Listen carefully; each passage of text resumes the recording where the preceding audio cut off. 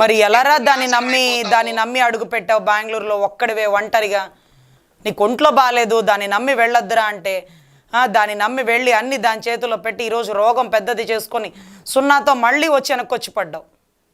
అవునక్క, ఇప్పుడు రోడ్డు మీద పడ్డాను. మా అమ్మ మా నాన్న ఇప్పుడు లేకపోయి ఉంటే నా పరిస్థితి ఏమైపోయిందని ఆలోచించుకుంటున్నాను. కానీ ఇప్పుడున్న పరిస్థితుల్లో కూడా వాళ్ళు కూడా ఎటువంటి ఏ పరిస్థితి చేయలేరు.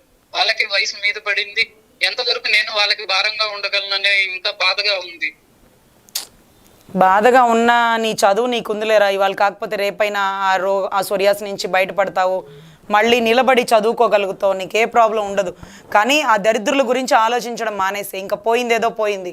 ఇప్పుడన్నా సెటిల్మెంట్లు ఇవన్నీ వదిలేసే. మహా అయితే ఒకవేళ అదేమన్నా ఉరి తీసే కేసు అనుకున్నావు, ఏమన్నా రేప్ కేసు, మర్డర్ కేసా? నువ్వు భయపడ్డానికి బాధపడ్డానికి? ఏది జరిగినా నిన్ను జైల్లో వేయరు, ఏది జరిగినా నువ్వు బాధపడాల్సింది పని లేదు. నువ్వు ప్రశాంతంగా నీ ఉద్యోగం నువ్వు చూసుకో. పోయింది పోయింది, ఇక వెనక్కి రాదు. అప్పుడే చెప్పాను వద్దురా అని. ఇంకా 15 లక్షలు బంగారం పోగొట్టుకున్నావు, ఆరోగ్యం పోగొట్టుకున్నావు, మనిషివి మిగిలావు. కనీసం ఇప్పుడైనా నీలో మార్పు వస్తే ఇక మళ్ళీ దాని దగ్గరకు అడుగు పెట్టద్దు, దాంతో సెటిల్మెంట్ అనేది వద్దు.